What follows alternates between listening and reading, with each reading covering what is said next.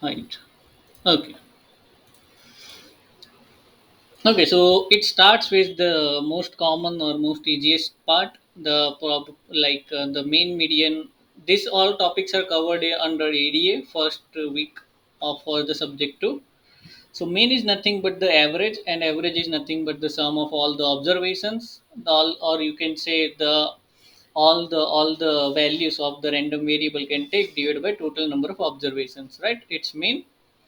Standard deviation is defined on the mean, like how much your data is varying across your mean, right? So it is nothing but sigma, and the sigma is nothing but under root of variance. So how to find the variance?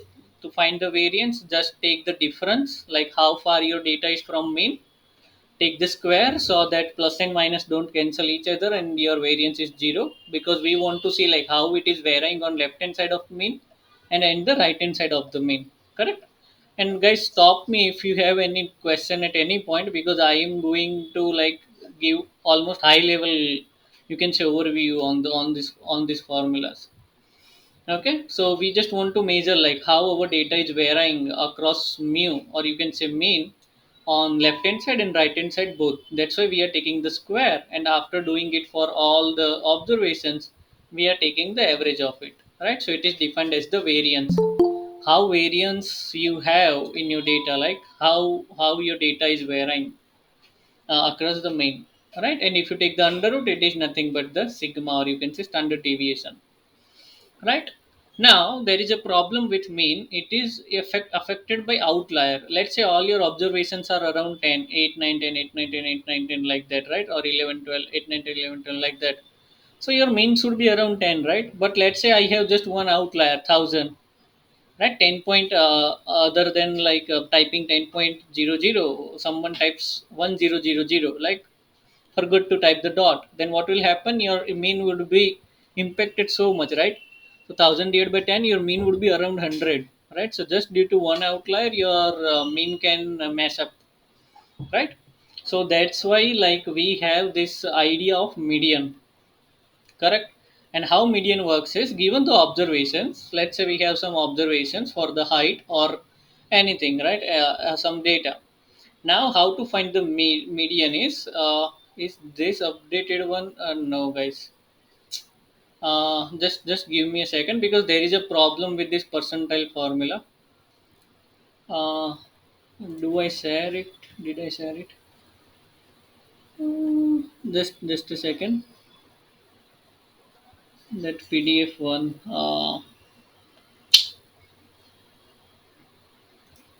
Okay, that's fine. I will just share it, because there is a problem with this percentile formula.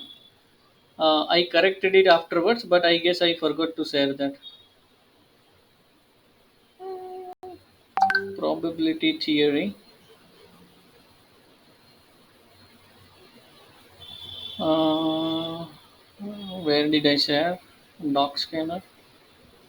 Just a second. Huh? Meanwhile, let's talk about the median. So what median is? Median is to find the median. We what we are doing is, given the observations. Let's say we have some observation for 8, 9, 10, 11, and let's say we have some outlier also 100. Right? So how to find median is, sort them in the ascending order.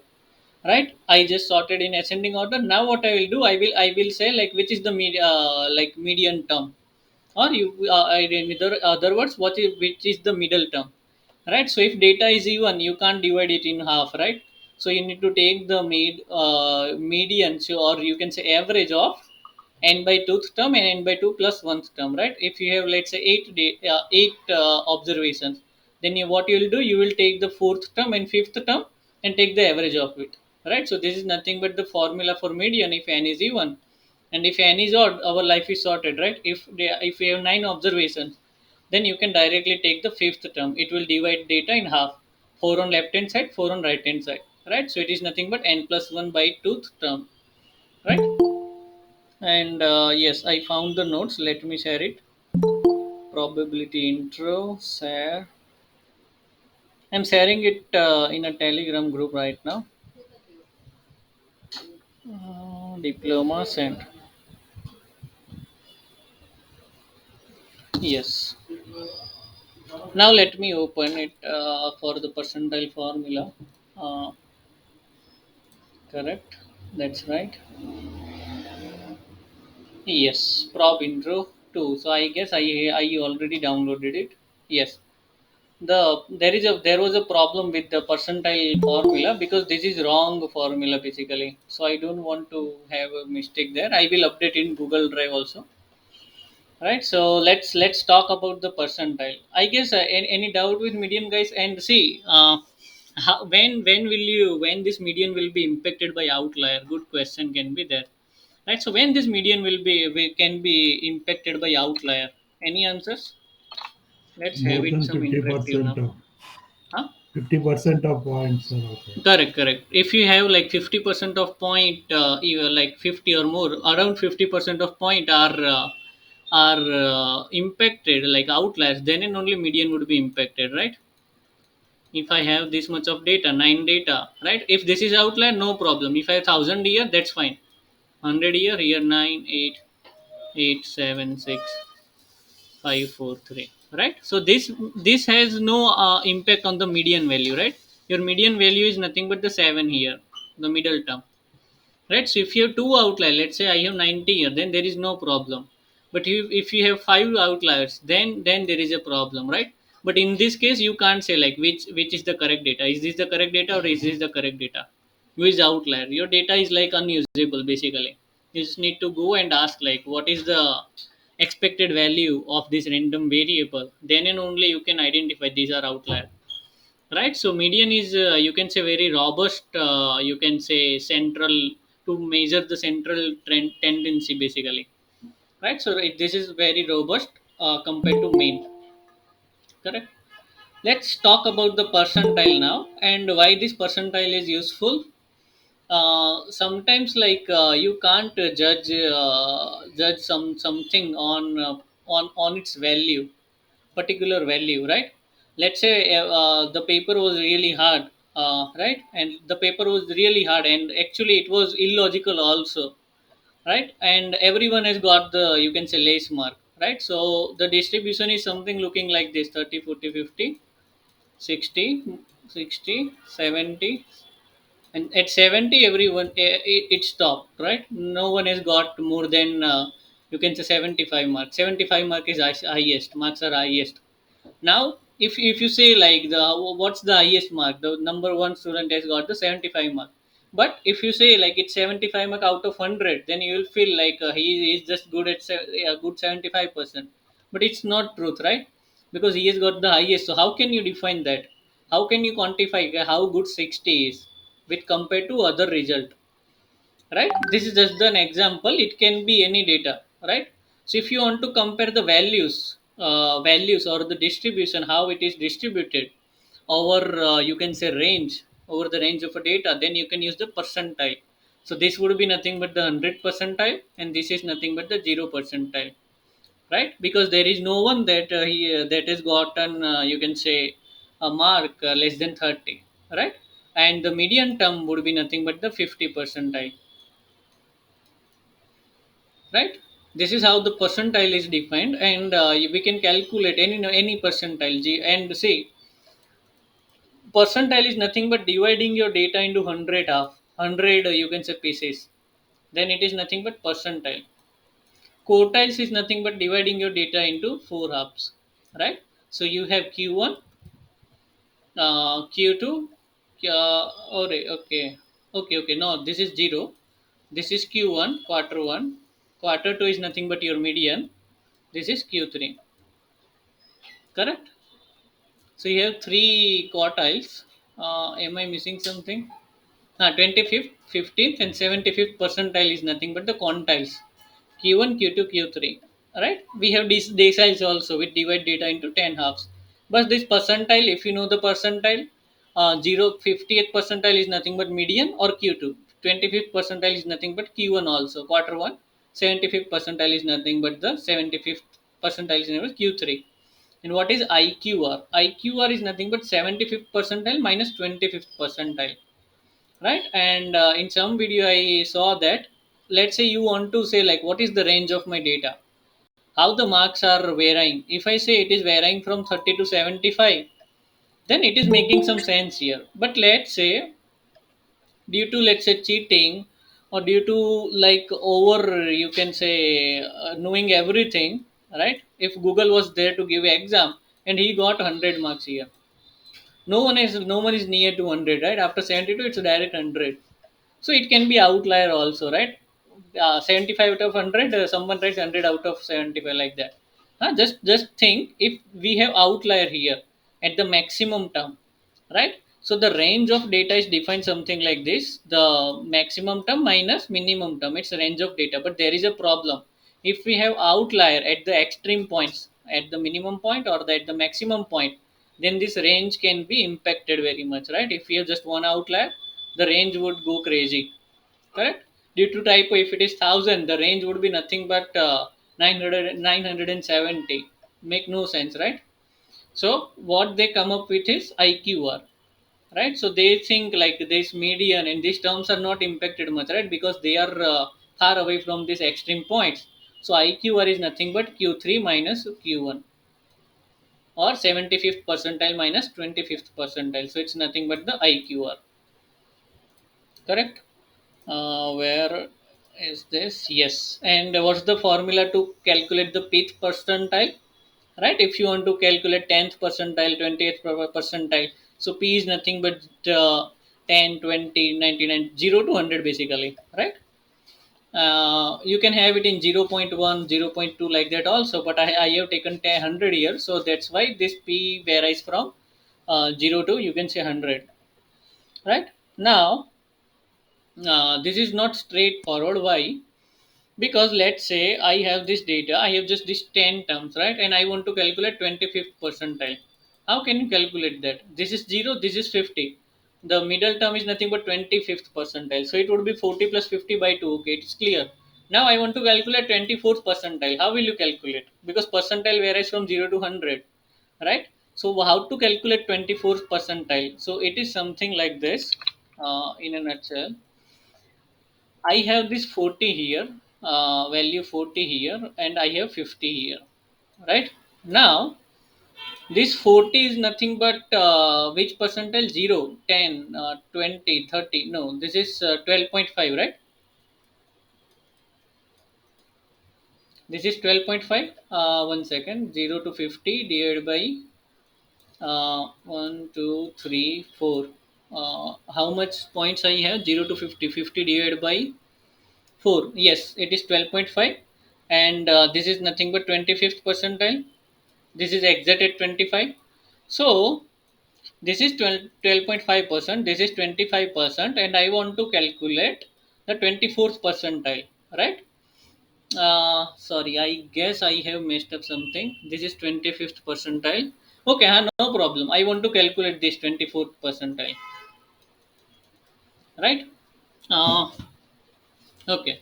And let's say I want to calculate 20th percentile also. So how can I calculate? Right? So what we will do, we will divide this, we will use the linear interpolation. What linear interpolation is saying? I am going from 40 to 50, right? By incrementing some value here up to 50, right? So if I divide this into 10 halves, right? If I divide this into 10 halves, then what would be the value of this first slice?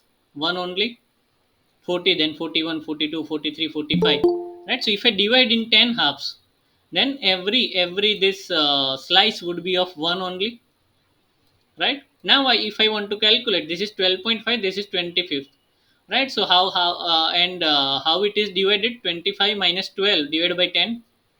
It is divided like that, correct? So it is increasing, something like this: 12.5 divided by 10. So it is nothing but 1.25. So at each step it is increasing by 1.25. So this is nothing but 13.75 percentile, and it is nothing but 41. At this point it is 41. Add 1.25 again, and you will be at 15th percentile, and it would be nothing but 42, right? So we are doing the simple linear interpolation between these to calculate any given percentile. So what is the formula for it? It is nothing but let's say n minus we have 10 terms, so it is n minus 1 divided by 100 by p. So 100 by p is nothing but if you have 50, then 100 by p would be nothing but 2. So how much you can say uh, piece you want to divide this, at which piece you want to divide the array, it is given by this n minus 1 divided by 100 plus p plus 1, right? So n minus 1, so 10 minus 1, so let's put p equal to 50 and let's see if we are able to find out this term or not, right? So if I put and this is 1 2 3 4 5 6 7 8 9 10 index, we are starting the index at 1, right? So if I put n equal to 10, 10 minus 1 it's 9 divided by 2, 4.5 plus 1. It is nothing but 5.5. So what it is saying is 5.5 means the my 50th percentile is at 5.5, and it is correct, right? Because I have even number of term. If I have even number of term, then it would be nothing but the average of 5 and 6, and average of 5 and 6 is 5.5, right? That's why this formula is correct. If I put 0, I will get 9 minus 1, okay, it would be 0 only, right? 0 only, 0 plus 1, 1 1 only, right? This term would be 0, 0 plus 1 1, first term. And if I put 100, then it would be nth term only, 10th term, right? And what this is actually, this integer k and fraction f, right? So after, if I get 5.5, what is the meaning of 5.5? I have some integer 5 and fraction is point 0.5. That means I need to go point 0.5 from this 5, right? My 50th percentile is point 0.5 distance from this observation, or you can say fifth observation, correct? Whatever it can be, 40 or 60 or something. Now I know this integer in fraction, so how can I find the percentile now? So the percentile is found at something like this: x of k, x of k, that means if it's 5.5, x of k means fifth term plus fraction, whatever the fraction I have, point 0.5 into x6 minus x5, that we did here, right? For 50 minus 40, and then I divided into some halves. So we are doing the same.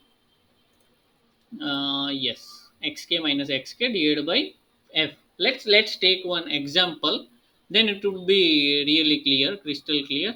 So let's have some array, not this 1 2 3 4 5 like this. Let's have some array and try to calculate it, guys. Any doubt till now how to calculate this? So it would be clear now. uh, 5 7 My this is Arnab here. So if you show one example with like a fraction also, it will be helpful to understand. Definitely. Yeah. Okay. That's what we are doing. 1 2 3 4 5 6 7 8 9. Okay, let's take odd number of odd numbers right now. Okay, now I want to calculate, let's say, let me have this font size. Okay, give me any number, like which percentile. Let's calculate 60th percentile, right? Odd number. Let's calculate p of 16. P of 16. Then what would be the formula? P of, or p of 16? Uh, n minus 1. So how many numbers I have? 1 2 3 4 5 6 7 8 9, right? 4 4 8 and 9 number I have. So 9 minus 1 divided by, that is nothing but 8 divided by 60th percentile I want to calculate. So 100 divided by 60, correct? So it would be 100 divided by 60. So what would be the answer? 8 divided by 100 divided by 60 plus 1. Sorry, I forgot about the plus 1. Then what would be the answer? Uh, this is 100. Okay. Did I make any mistake? 49. Huh? What's Answer is that? 49. 49. It should be in some number, like less than 8 it I'm should be. getting at 5.8. I'm getting at 5.8. Okay. 29 divided by 5. Okay. So Okay. a Yeah. Sorry. 5.8. Yes. 5.8 na? Okay. I am taking it 5.8. That's correct. I am not able to change this. Okay, 5.8, right? So what is the meaning of 5.8? That's nothing but k equal to 5. I'm getting k equal to 5 and f equal to zero point 0.8, right? So my 60th percentile is somewhere here, right? 1 2 3 4 5 and 6th term is here. Sorry, fifth term is here. and it is fifth term and this is sixth term, so my 5.8 is somewhere here. So what's that value we need to find out, right? If this is fifth term and this is sixth term, then Mir, yes, sorry to interrupt. I guess it is not 5.8. Maybe can you please calculate? I'm sure. getting 1.5, 1.48. No, it would be greater than 4 for sure because No, it's it is 60th 5.8 percentile, only. no? It's It 60th is percentile. 5.8 only. It Can is you please 5.8 show? only. Can you please show how to calculate this?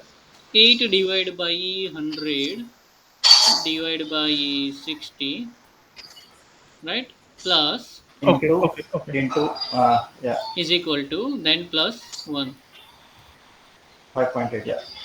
right? okay. Sounds good. Thanks. Okay. I should have put one more bracket here, but that's fine. Take it for granted. Okay, I can put it now. Okay, so it is So somewhere Mayur, here, right? Mayur, Yes. so this 5.8 is what? This is the See. value, or Okay. this is? Okay. Okay. Let me clear it. I'm a bit confused. Yeah. Ha ha ha. Sure. No problem. So, what would be the median for this? Let's talk about first that. So, if I talk about this data, then how many numbers I have? 9 numbers I have, right? Total 9 numbers, correct? So, my median would be nothing but 8 for this side, right? So, this is nothing but 50th percentile, or in other word, it's nothing but 5, right? Now, or fifth term. This is also fifth term, and this is 50th percentile also.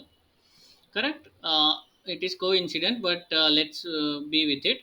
This is 0th percentile and this is 100th percentile, right? Now I want to find out the 60th percentile. So how can I find that? Right? This is 0, this is 50, this is 25, fifth percentile, this is 12.5. Following me, guys? This is Yes. Yes. 37.5, Yes, yes. like this, right? And this is 62.5. Correct? Yes or no? Yes. Yes. Now I want to find out the 60th percentile. So how can I find that? Right? 68th. There It is would nothing. be in between 8 and 10. That's what you're saying. Sorry, 50% faulty. What it is saying? Data is It outlier will. basically. Huh? It will be in between 8 and 10. Huh, 60th it will be percentile. between 8 and 10 for sure. No, I was reading Yeah. a. Is there any question, Singh? Huh, 5.8 is not a value. It is 5.8 term. Huh. Yes, yes. It for sure it is 5.8 term. Right now 5.8 term is nothing but k equal to 5, that is nothing but our integer, and point is 8 is nothing but our fraction, right? So this is k, this is f. So what it is saying is from the fifth term I need to go point 0.8 this side, right? So it is somewhere between 5 and 6 for sure, near to 6, right? And if you think intuitively, this is 50, this is 62.5, so it would be really near to 10, right? Not near to 8. Correct. This is 50, this is 62.5, so it's near to this, right? 60th percentile, right? So let's try to find out. So k is nothing but 5 and f is nothing but point 0.8. So the next formula is nothing but the percentile, the proper percentile term is nothing but xk plus f fraction, how much fraction I need to go, and what is the value of one interval, right? One unit interval. So if I write it now, so my the 60th, the percentile 60 value is nothing but a fifth term. So its fifth term is nothing but 8 plus how much fraction I need to go, point 0.8. And what is the interval? 10 minus 8, right? So the interval is 2. I'm dividing 2 into 10 parts and I'm getting the point 0.8 out of it. If you think intuitively, 8 is nothing but 8 by 10. So the answer would be 8 plus is equal to can I use tab here? Okay, is equal to array. Something happened. I need, let's take one more, equal to 8 plus 0.8 multiplied by 2 be a threshold 1.6, right? So the answer is nothing but 9.6. Correct. So the 60th percentile is nothing but 9.6. The Basmati 100 be a threshold 8.7 at 9.6. Yes, it's correct. Correct. And any doubt, guys? So 9.6. If you think, say, we know like it is, we knew it is near to 10, not near to 8, and now we have proved also. So 60th percentile is 9.6. Okay. Is it clear, or should we take one more example? Can we take one more? Maybe. Definitely. This is 87.5.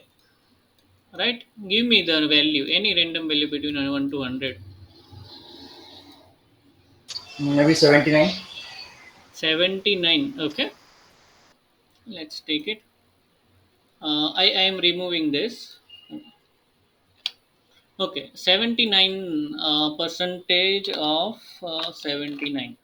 Now, what is the formula? It is nothing but n minus 1. So, how much term I have? 9. So, 9 minus 1 is 8. Right? 8 divided by 100 divided by p. So, with which pth percentile you want to find out? 79. So, 100 divided by 79 plus 1. So, this is the term that you will have. Right? So, this is nothing but p79 term, not value. Right? So, which number of term, like which term it would be. So, if I now calculate it, so if anyone has done already, please let me know. 7.32. 7.32. Okay, let's verify. Is equal to plus 1. 7.32. That's correct. So it's 7.32. So what is the integer here? Integer is nothing but 7, and the float is nothing but 0.32, right? So k is our nothing but 7, and f is nothing but 0.32. So what's the formula now? P79 percentile, P79 percentile, or you can say percentage value. What is the exact percentile? Xk, that means x7. What is the seventh term? 1 2 3 4 5 6 7. So it's 11, right? And see, 79 percentile would be between 11 and 13, correct? 7.32, right? So x7, so x7 is nothing but 11 plus f is nothing but my float value 0.32 multiplied by xk plus 1 minus xk, so 13 minus 11, right? But 3 do 64, 11.64, right? Correct. So 11.64 is the answer, 79th value. And if you compare it with the Numpy library, it will match. Correct. And the like this linear interpolation idea we got actually from the assignment only. This was the hardest part to, you can say, implement. Any doubt, My, guys, now? yes, my. So how did you come up with this formula? Like, uh, Google. okay, okay. How do you remember? I don't know. I just saw the notes actually. Before starting the session, I don't know, like this was the formula n minus 1 divided by 100 b plus 1. Okay, I just saw it. That's all. okay, okay. Okay, so now let's talk about the quartiles. Percentiles is done. I guess now these two notes are similar. There is no problem. There was one error there, but let's use this. Okay, so quartile size nothing but 25th percentile, 50th, and 75th percentile. And if they ask for IQR, IQR is nothing but Q3 minus Q1, that we all know. But there was an answer on this box plot also, right? Uh, and how to detect the outliers. Yes, I remember that was repeated in mock and mid. Okay. Okay. We just forgot about this MAD thing, median absolute deviation. So we have one deviation, that standard deviation. The standard deviation is nothing but how your data is, you can say, deviating from the mean on the left and right hand side, right? So we just take the square and take the average. But when we are talking about the median, how to find out like how your data is deviating from the mean. So the what we are doing is, we are not taking the square. What we will do, we have this data x1 x2 up to xn, x1 x2 x3 up to xn. We will find the median. Median is, let's say, m, right? We find the median, let's say 8. Now what we will do, we will take xi minus m, absolute value of xi minus m, the second word absolute, right? Xi minus m, right? So what I'll do, 1 minus 8, 2 minus 8, 5 minus 8, and I will get the new range, new data, xi minus m. So 1 minus 8 is nothing but 7, minus 7, 2 minus 8 minus 6, minus 3 minus 1 0, 2 3 8 ने 5 13 8 ने 7 15, 2 3 5 7. Correct. Now what I'll do, I will take the summation, I will take the median of this data. Am I doing something wrong here? I guess it is correct.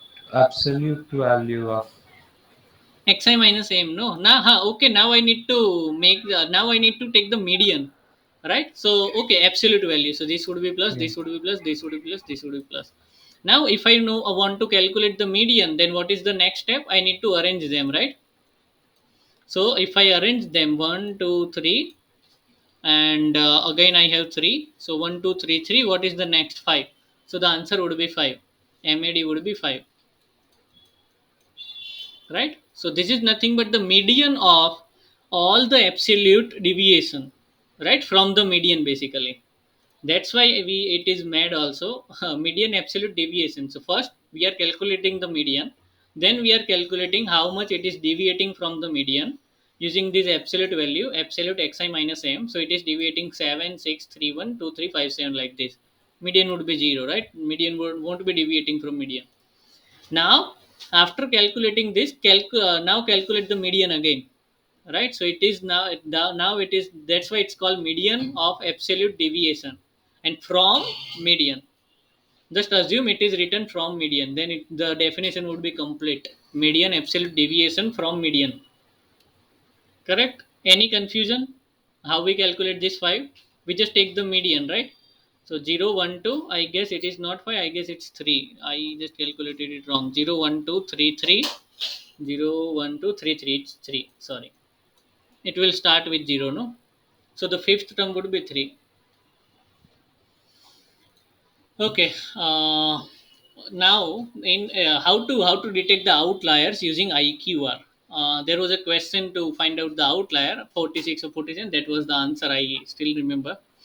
So the how to find the outlier using this box plot and whiskers. So what the box plot is, and what are the things that we draw on the box plot, right? This is high quality. Okay. So in the box plot, what we have one box and we have these two whiskers, right? Upper whisker and lower whisker. So in box plot, we have basically three lines. The middle one is basically it's nothing but Q2, or you can say median, or 50th percentile. The lower one is nothing but the 25th percentile, or you can say Q1. So this box plot is made up of all the quartiles basically. So it will show you the Q1, Q2, and Q3. Now, what these whiskers are saying is, I will find out first the IQR. IQR is nothing but Q3 minus Q1. Now I know like what is the range of my data, right? Now I am allowing some, I have some allowance on the upper side and allowance on the lower side, that up to this range I can allow the data point to vary, right? After that, it would be outlier, right? So the outlier limit, upper limit for the outlier is nothing but Q3 plus half IQR, right? So if you're going upper side, that means this is nothing but zero line, or you can say it is going in the y axis. In the upper side it is increasing. So first we have Q1, then Q2, then Q3. If you go like 1.5 times IQR above Q3, that is Q3 plus half time IQR, it is the upper limit for, and it is the upper whisker is defined like this. And any data outside this range is detected as the outlier, right? And what is the below limit, right? If the So the below limit is nothing but you need to go 1.5 IQR below Q1, right, on this side. So it is nothing but Q1 minus half time IQR, right? So this is the lower limit. So when you get these two limits, let's say it is 2 and this is nothing but 40. So if you have any data point greater than 40, then it's the outlier, and if you have any data point which is less than 2, then it is outlier. Right. So there were question repeating in mock and mid. So now you can guess, right?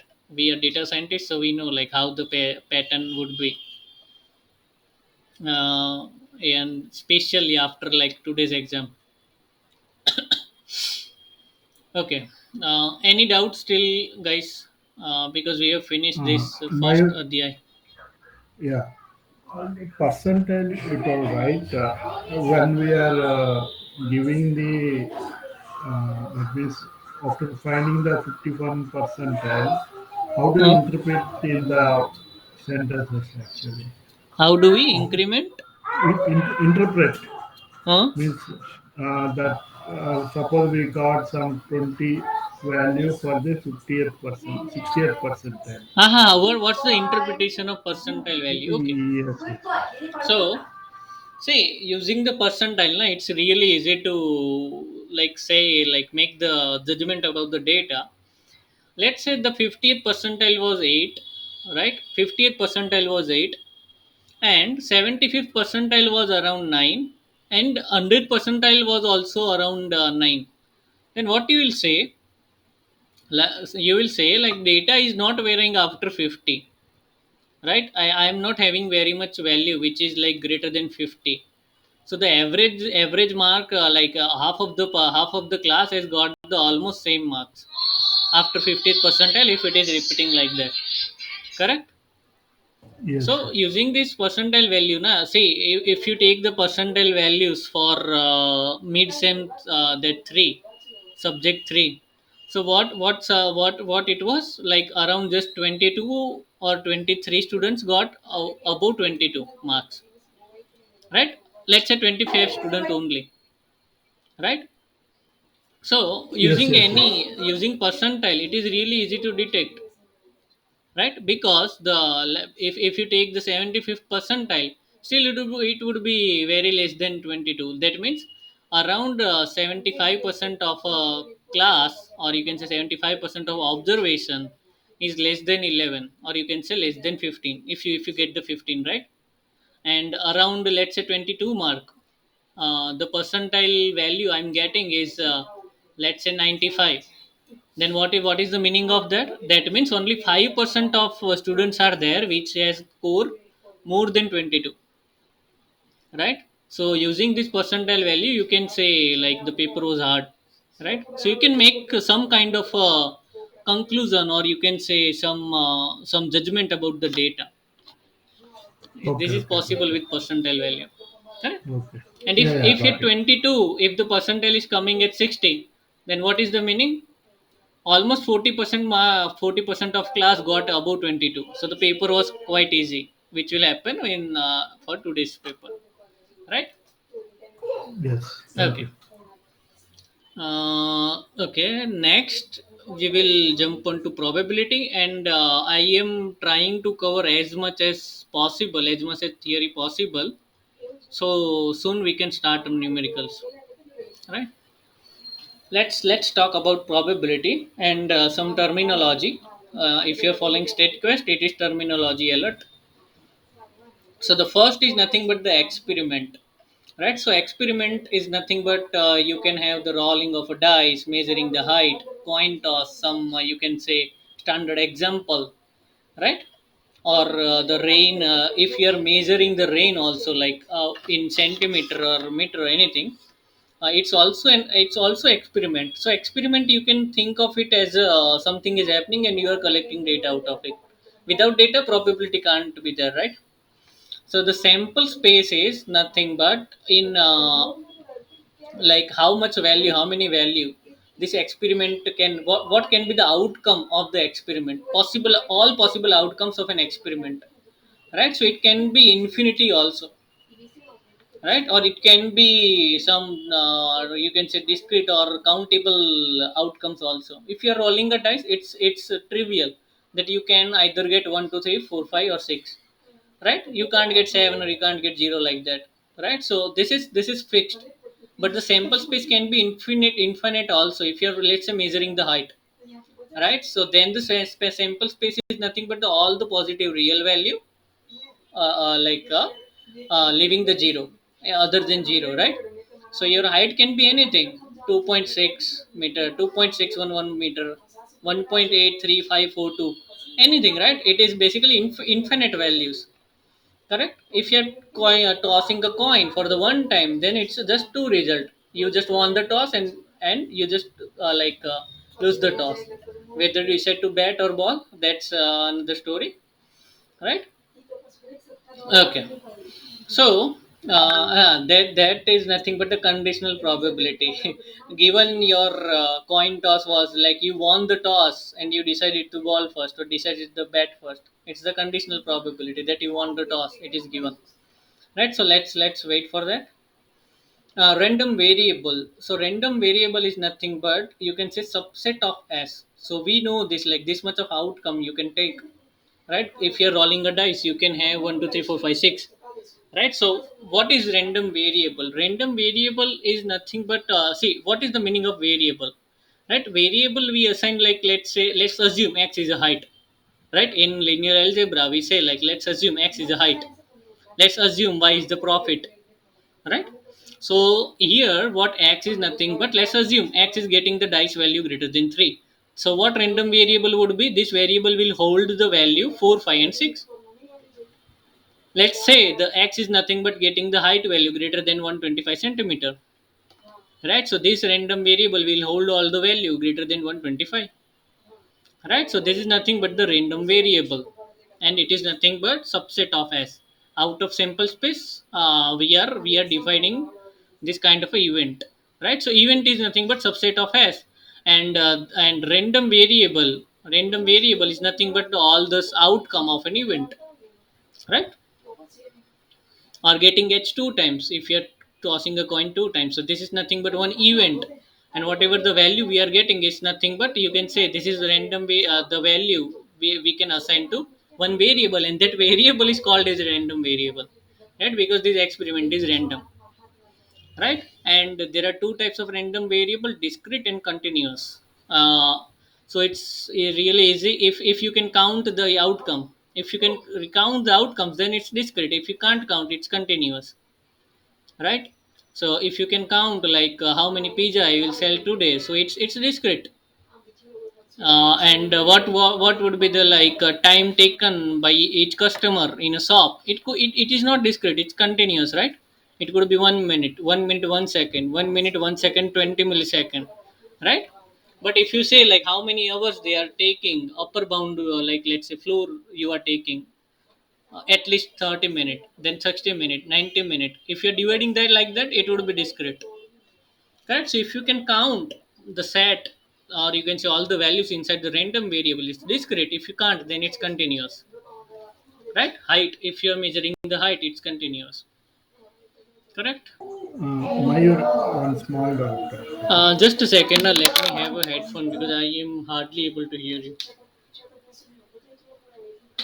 uh, yes, now come on. Hello. Yeah, now I can hear you loud and clear. Yeah. Actually, I have one doubt. Mm-hmm. Rolling a dice is experiment, right? Yes. Rolling a dice whose count is sum is 3 is the event. Huh. Yes. That is correct, right? My understanding. Event can be, see, if you're rolling a dice, it's experiment. Sample space is 1 2 3 4 5 6. The event can be you are getting a even number, or your event can be like, you are getting a number less than or equal to 6. Then it is also an event. You can define that event, because it's also subset of S, right? You are getting all 1 2 3 4 5 6 because you will get either 6 or less than 6, right? So event is Yes. subset of S. It can be S also. There is no problem Okay. with it, right? Okay. Got it. Okay. Thank you. So okay. Let me remove it again. Okay. So population. So population is nothing but, okay. This is the literal definition of, literally the definition of population, but it is not like that. A population is nothing but your, you can say, superset or universe, right? If you think about the set theory, it is nothing but the universal set, right? And this is the really good example to understand. Let's say, you are you can say designing something based on height, right? a cycle, if you're designing the cycle or any two wheelers, then you'll take consideration of the height of a human being, right? Because you want to design everything as per the aesthetic and everything, right? Ergonomics basically.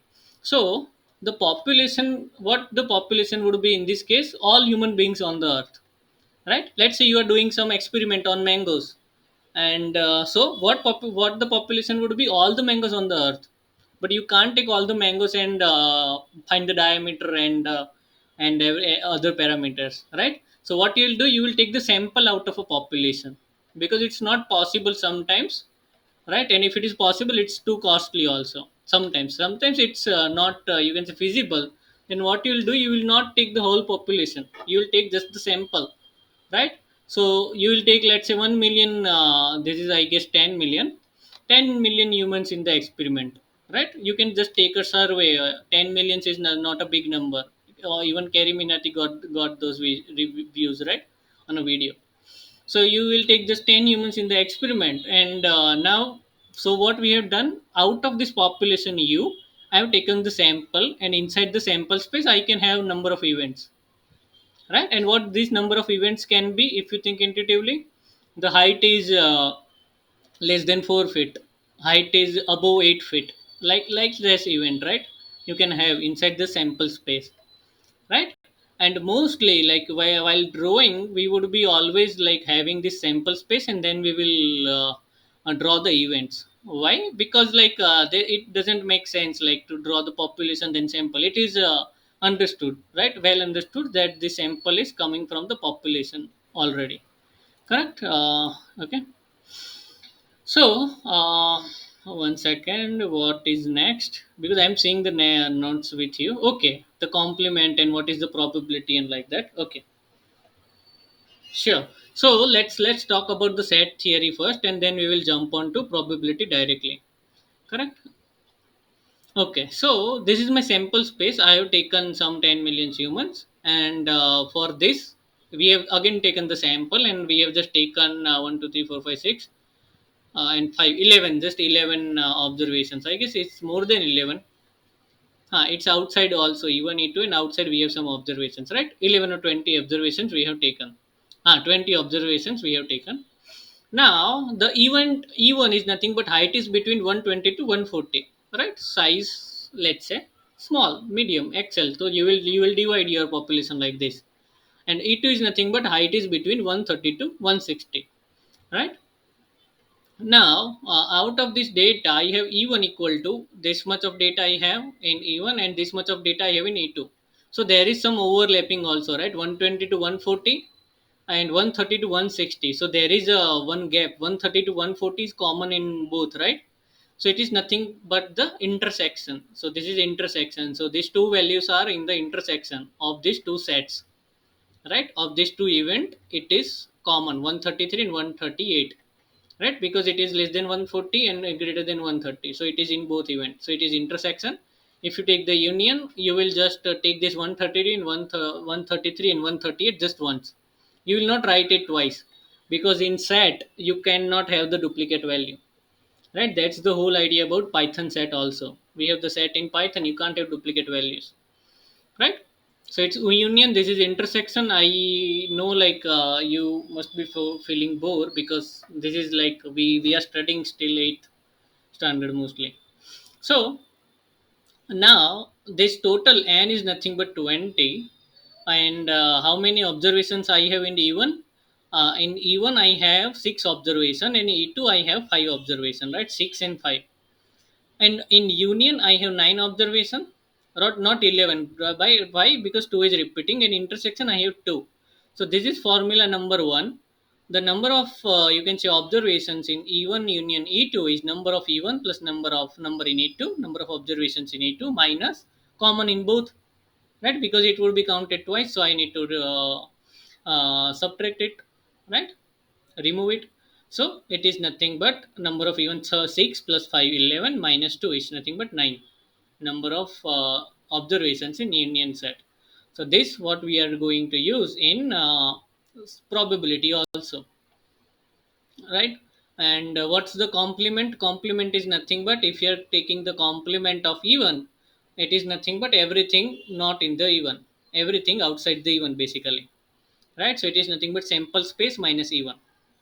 So you will get this much of observations, and it is nothing but if you think intuitively how many numbers I will get, so just total minus whatever it is inside the even. So number in sample space minus number in even, 20 minus 16, 14, right? So this is all about the set theory. Now it would be really easy to transfer it on probability, right?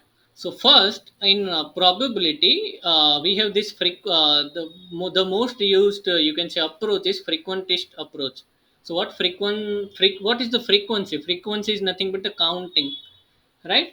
So the most, or you can say classical, or this approach, or this is also called sometimes naive formula also, is nothing but the this approach, frequentist approach in probability, right?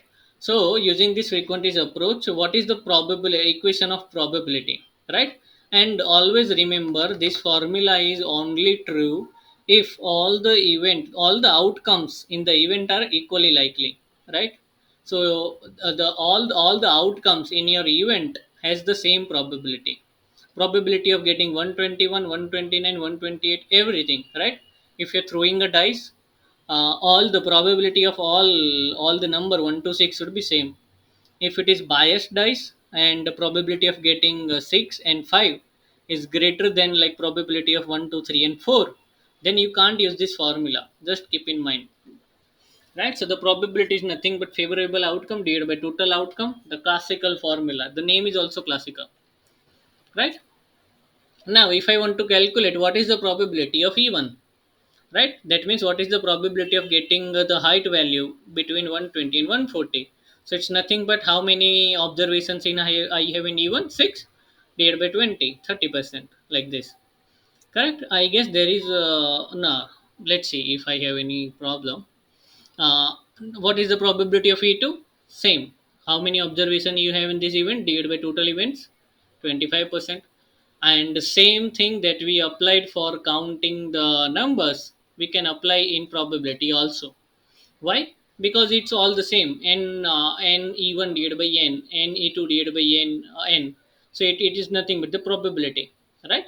So probability of even union E2 is defined something like this: probability of even E2 minus probability of even E2, right? And yes, probability of even E2 in short terms is also written as even E2 directly. We don't use this intersection symbol, right? So if it is written something like this, probability of E1 dot E2, it is well understood that it is intersection only. They are talking about the intersection, right? So probability of E1, I know 30 minus 25 minus what is the intersection probability? 1%, right? Because I have 2 in common out of 20. So 2 divided by 20. So I get 45%, like that. Similarly, if I want to calculate the complement, it was S minus probability of E1. So what is the probability of getting sample space? It's 1 only, right? You will get the outcome of like 1 to 6 only, right? So it is nothing but 100% minus what is the probability of E1 it is. So 1 minus 6 by 20, so I'll get the 70. 100 minus 30 is nothing but 70. Okay. Similarly, this is one axioms of probability. I guess the title was. This is one of the axiom that the probability of even union E2 is always less than or equal to probability of E1 and probability of E2. Why? The reason is simple. Because as per the formula, we have this minus probability of even intersection E2, right? So just a second. Yes, in this value can be either 0 or greater than 0. If it is 0, then this is equal to this, right?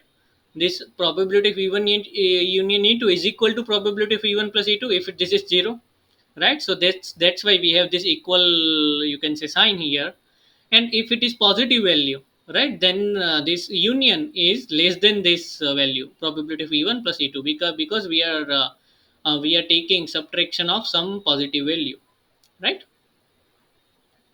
And this is one more formula for if you have three events, and if you want to calculate union, the formula is very simple. Take first all the summation of individual probability e1 e2 e3, then minus the common probability between e1 e2, common between e1 e2 and e3. So we are just taking or you can say removing the common terms between e2 and e3, then e3 and e1. So if you are removing e1 e2 e2 e3 and e1 and e3, you will remove this twice, basically e1 e2 e3. So that's why we are adding it again. So probability of e1 e2 and e3, right? The proof of this is beyond this lecture. Okay, so this is axioms of probability that we already saw, basically mutually exclusive and mutually this. Let's start after 1 minute of break. And till then, guys, any doubt? Because as soon as probability starts, there is no doubt. I don't know why. We had more doubts in mean, median, and mode than probability. How it is, guys? Throw some light on this data point, outlier data point, beyond the scope of revision session. Okay. The doubts will kick in once the problem we solve. Hmm. The problems, questions. Definitely.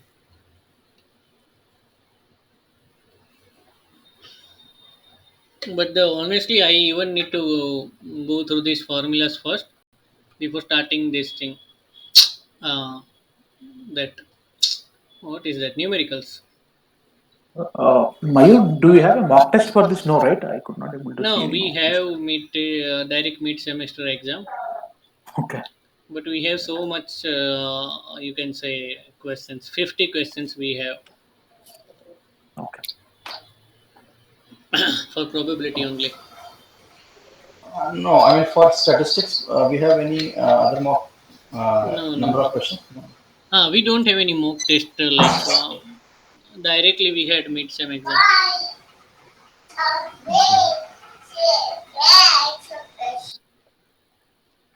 Okay. Yes, 1 minute over. Let's start with this. Okay, what is this axioms of probability? Probability always lies between 0 to 1. The same probability of your sample is 1. Boring. Let's say, this is interesting. If E1, E2, E3 up to EK are mutually exclusive, right? A mutually exclusive event. What is the meaning of mutually exclusive event? This is looking like a Olympic, but it is not. These are 5 events I have. So no two events will have any common. You can say there won't be any common observation between any of the two events. That is nothing but the mutually exclusive event, right? Then if you take the union, then take the union, it is nothing but taking the sum of all. We don't have anything to remove, right? Because here we need to remove the common terms. So this would be 0, this would be the 0, this would be 0. Every this intersection would be 0, because no events are intersecting each other. No two events are intersecting, right? So it's nothing but sigma I over sigma I over P of EI. So P of E1, P of E2, P of E3 up to P of EK. So this is nothing but the mutually exclusive event. Okay, let's start the main, you can say, theory. This all was starter and sizzlers and everything. Now main course start. Conditional probability and Bayes theorem. So Bayes theorem is nothing but the conditional probability. Nothing special, nothing fancy, right? So the conditional probability A given B is defined something like this: A intersection B divided by B, right? Now, and then if this is the case, then probability of B intersection A is also defined as probability of A intersection B. Basically, B intersection A is A intersection B divided by probability of A, right? So I have this term common, probability of A intersection B, right? So now I can write probability of B intersection A into probability of A. I can write, right? Or I can write probability of A intersection B. Sorry, probability of A given B into probability of B. Sorry, I was singing a wrong song, right? So the Bayes theorem is saying, Bayes theorem is nothing but taking these two equation and taking the probability of A intersection B common. Now what I'll get, probability of A given B is defined as probability of B given A into probability of A divided by probability of B. So this is, I guess, likelihood. This is something called, I don't know, prior. This is prior. This is likelihood, and this is, I don't know, posteriori or something. Posterior. Posterior, Posterior and evidence. and this is evidence, right? Probability of B, correct? Yes, This is right, right. this is evidence, na? Yes. These two we had in naive bias. That's why I remember. This is prior. This is likelihood, evidence, and posteriori. I don't know how to. What was that, Prem? Posterior.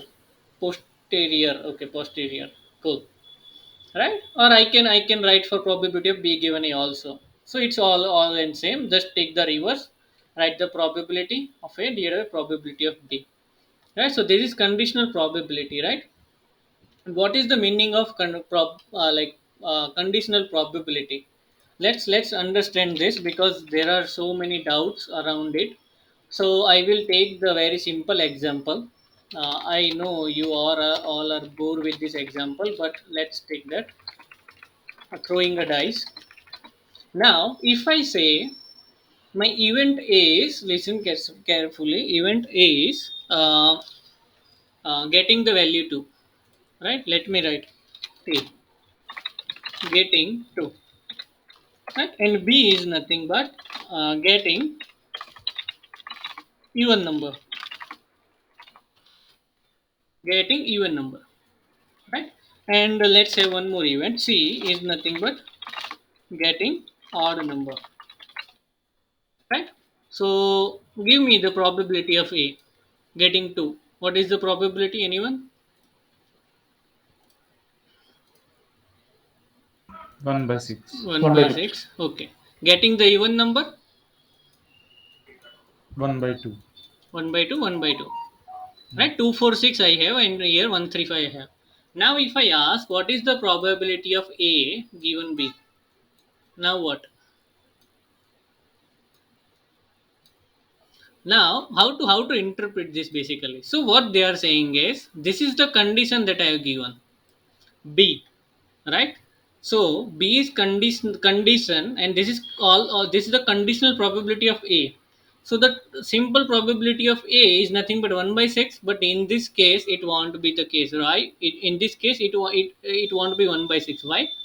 Because B has already occurred.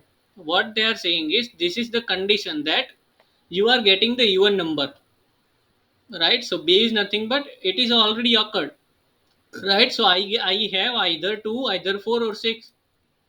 Now what is the probability of getting 2 if this is the space? So this condition is nothing but, you can say, changing your space, right? It is actually affecting your space, total space, right? Because this B is nothing but event, and every event has the sample space. The sample space of this is nothing but 2, 4, 6, or you can say outcome, right? This is random variable for this event basically. Odd number is 1, 3, 5, and getting 2 is nothing but just 2, right? So what is the probability of getting 2? 1 by 3. Out of 3 I am just getting 2, so it's 1 by 3. And if you are like me and concentrated on formula, it is probability A intersection B given by divided by probability of B. Now what if I take the intersection A and B? What is the intersection? It's 2. Intersection between A and B is 2. So what is the probability of getting 2? 1 by 6. And what is the probability of getting B? 1 by 2, or 3 by 6 I say. 1 by 2, right? So it is nothing but 2 3 just 6, 1 by 3. Is it clear, guys? What is the meaning of this conditional probability? Because if you are in doubt, this would be really useful, correct? And what with the probability of A given C? Anyone? Guys, good morning. Isn't it 0? Yes, 0, right? because C has already occurred. You got the odd number. Now how can you get the 2? And if you see the formula, A intersection C is phi, null set. And what is the probability of null set is 0. Divided by anything. It would be 0 only. Correct? So that's the interpretation of this probability thing. And okay, what we have this. I guess this is the proof of the second form of the conditional probability. So, given any formula, let's jump on to the numericals. Given any formula to calculate the conditional probability A given B, we are going to use basically three formulas. Posteriori is discussed once there. Okay, yes, cool. A intersection B divided by probability of B. This is formula number one, the basic formula. The second formula that we are mostly using is probability of B given A into probability of A divided by probability of B. So this is formula number two, right? And now the third formula, which is mostly useful in the numericals, the the numerator is similar, probability of B given A into probability of A. Now the probability of B, to find the probability of B, there can be so many, you can say, Uttarangi Saptarangi formulas, right? There can be so many ways, right? In case of the temperature, hot, medium, and cold temperature, there were like three terms in the denominator, right? But in general, in with respect to A, we write probability of B something like this: probability of B given A, and what is the probability of A? Like this prior probability, and then probability of B given A complement. When A is not there, what is the probability? Multiplied by probability of A complement. So if you think, if we don't know the probability of B, we just know the probability of A, then you can use this formula, right? So these three formulas are really useful. If first is not working, go to two. If two is not working, which is most of the case, one and two will not work, go to three. This is the most, you can say, useful formula with respect to numericals, right? And you can have more terms also, right? If this probability of B is depending on, let's say, A, and A can have let's say 3 value, 4 value, even 5 values, different values, right? So if A can be, let's say, XL, L, and medium, large, and XL, then this can have 3 values also. We will see that. I guess it's the next topic only, where it is. I guess I have missed this. Missed that. Yes, that formula I have missed. It would be in my other notes, but I will just show it in a minute. Okay, so this is the main formula, right? In this, no need to know the probability of B that we just discussed, and how we got this formula of probability of B. Well, just we will go. We will see it in a minute. Just a second. Let me open that notes. Basically, probability, no, basic probabilities. That first colorful notes. Is it opening today? What happened? अरे खुलने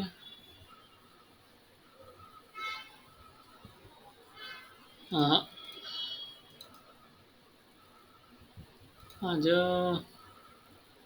Okay, let's wait for it to open. Pegasus, what is that? Pegasus, is it virus or something? Okay, so independent event. What is independent event, and what is mutually exclusive event, right? So independent event is nothing but if two events are, let's say, not dependent on each other, right? Not dependent on each other. Whatever the outcome of the second event is, the first event is untouched. Like there is no effect on first event. Then how can you then just a second, guys. I don't know why it's not opening. Let's open it in Chrome then. Oh yes.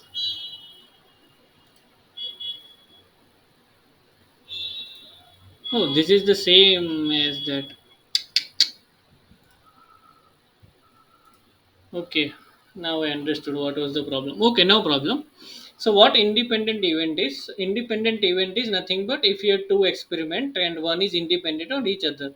Let's say you are tossing a coin and you are throwing a dice. There is no relationship between these two, right? Whatever the value you got, right? So and it is defined something like this. If event is independent, um, the probability of E1 given E2. So there is no effect of E2, right? Whatever the outcome of E2 is, the probability of E1 is probability of E1, right? The probability of E1 is probability of E1, nothing else, correct? And the intersection between E1 and E2 is nothing but probability of E1 multiplied by probability of E2. So how to interpret this? Let's say I am first tossing a coin and I get a head, and then I throw a dice and I got us let's say 4. So what is the probability of this, that I get head and then 4? So it is nothing but 1 by 2 multiplied by 1 by 6. So it is nothing but this intersection, right? And if you put the equation in intersection, this E2 and E2 will cancel out and you'll get probability of E1. And the mutually exclusive event, we understood this, right? That these three events are has like nothing in common, right? And I guess I have one problem here. It should be from same sample space basically. So this is a problem. It three should be on from dice only. We can't throw coin in like that, right? Then this a mutually exclusive event, that Olympic symbol. This is this thing that we are talking about, right? There is no intersection at all, like for any given set, correct? Distribution, okay.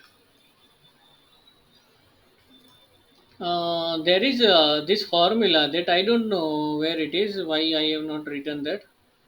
The formula that I'm talking about is that bulb example, if you remember. That probability of A is nothing but probability of A given event 1 and multiplied by probability of event 1 plus the same thing, probability of A given event 2 multiplied by probability of E2. That thing, array yaar, now I remember that what's that conservation law or no, that law of probability, the law of probability, total law of probability, right? So now I got it. So let's say we have some sample space like this, and this go on, right? And out of the sample space I have some event, mutually exclusive event, right? So these are mutually exclusive event, E1, E2 up to En, right? So these are mutually exclusive event. So you can think of it as like you are manufacturing a bulb and you have n factories, right? So one bulb is like manufactured at E1, one bulb is manufactured at E2, like that, right? And there is one event. The event can be the bulb is working fine, or the event can be the bulb is faulty, right? So if I have a event like this A, then the probability of A is defined something like this. Probability of A is defined like probability of A given E1 multiplied by what is the prior probability, probability of E1, right? Why we are taking these prior probabilities? Because it is possible that one of the factory is very big, one of the factory is very small, that the probability of having a bulb manufactured at you can say bigger factory is higher, right? That's why we have this prior probability E1, E2, probability of E3. Then we are multiplying what is the probability of A. A can be bulb is faulty, right? This is faulty handwriting. So what is the probability that bulb is faulty if it is made at factory 1? What is the probability that bulb is faulty if it is made at factory 2, right? So it is possible that you have different machinery at different factories, and the accuracy of even all the machineries are different. Then what will happen? This probability will vary factory to factory, right? Multiplied by what is the probability of bulb being produced at that factory, right? So this is nothing but the total law of probability, correct? And this formula is used in that Nye-Bayes formula also, that conditional probability formula. In denominator we had that probability of b, right? So this probability of b is written using this total law of probability sometimes.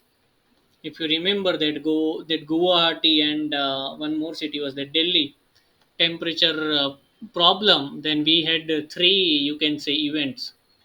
It can be either hot or medium temperature or low temperature or cool temperature. Then we need to calculate the temperature at Guwahati, right? Given the daily temperature is high, medium, and low, then we had these three terms basically in denominator, right? So this total law of probability is sometimes used in this conditional probability formula also, right? And if you remember this conditional probability formula, na, most of the questions will be easy to solve. Just think of it like that, like how can I fit into formula? Okay. And have this kind of intuitive understanding whenever you writing a formula, na, just a tip, take one example and try to fit it if you are able to make a sense out of a formula or not, correct? Okay guys, so it is about to 11 and Sunday, so let's take a what, do you want to continue, or uh, we can continue tomorrow, because the next topics are PDF, CDF, and PDF and CDF. PMF is all in same. And yes, two simple formula, EX and where X, expectation and variance of a random variable.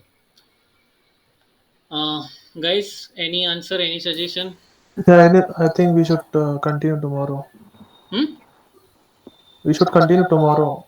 Okay, okay, no problem at all. And this would be completely different than what we have discussed till now. Correct.